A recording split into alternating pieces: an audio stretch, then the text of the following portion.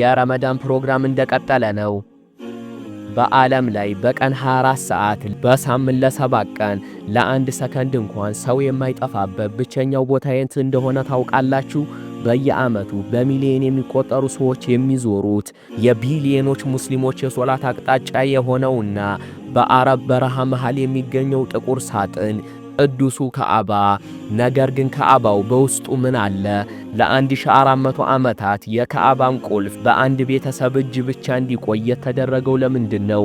ዛሬ በዚህ ቪዲዮ ስለ ካዕባ እስካሁን ያልተሰሙ 4 አስገራሚ ነገሮችን እነግራችኋለሁ። እናንተ ብቻ ሰብስክራይብ፣ ላይክ፣ ሼር አድርጉ። አጅሩን እፈሱት። ረመዳን ነው።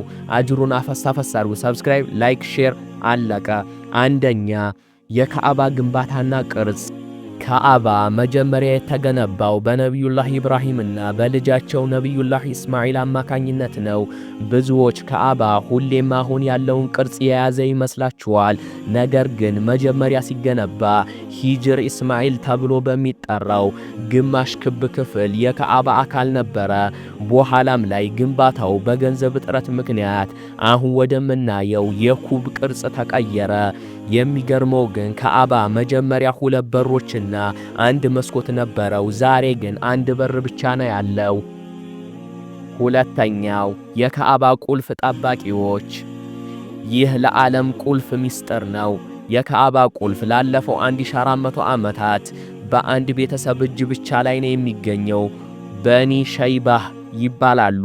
ነቢዩ ሙሐመድ ሰለላሁ ዐለይሂ ወሰለም መካን በተቆጣጠሩበት ወቅት ቁልፉን ለነዚህ ቤተሰቦች ሰጥተዋቸዋል። ይህን ቁልፍ ከእናንተ እጅ እንዳይወጣ ብለዋቸዋል። የሚቀማችሁ በዳይ ብቻ ነው ብለዋል። ዛሬ ድረስ የሳውዲ ነገሥታት እንኳን ሳይቀሩ ወደ ካዕባ ለመግባት ከዚህ ቤተሰብ ፈቃድ መጠየቅና ቁልፍ መቀበል አለባቸው። ሶስተኛ ካዕባ በውስጡ ምን ይዟል? ብዙዎቻችን ካዕባን ከውጩ እንጂ ከውስጡ አይተነው አናውቅም። ካዕባ በውስጡ ጣራውን ደግፎ የቆሙ 3 የእንጨት ምሰሶዎች አሉ። ግድግዳዎቹም የሚያምር ማርብል የተለጠፉ ሲሆን በውስጡ ምንም አይነት መብራት የለም። ይልቁኑ ጥንታዊ ፋኖሶች ተንጠልጥለውበታል። በውስጡም የትኛውም አቅጣጫ ተከትሎ ሶላት መስገድ ይቻላል። ምክንያቱም ካዕባ ራሱ አቅጣጫ ቂልባ ስለሆነ ነው።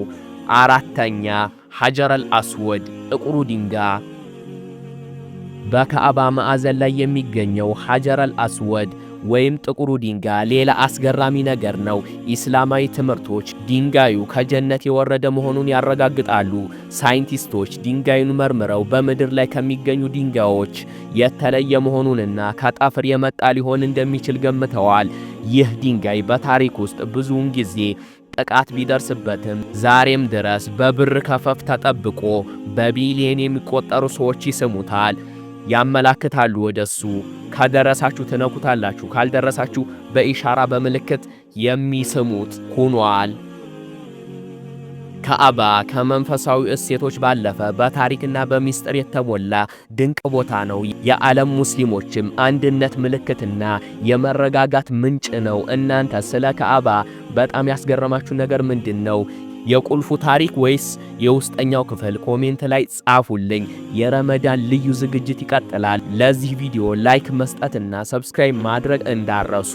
አጅሩን አፈሳፈስ አድርጉት። ባይመቻችሁ እንኳን ላይክ እኔ አስተላለፍኩ፣ እናንተ ደግሞ ወደ ሌላ ሰው። የመቻችሁ። ጀዛኩሙላህ ኸይረን ፊ አማኒላህ።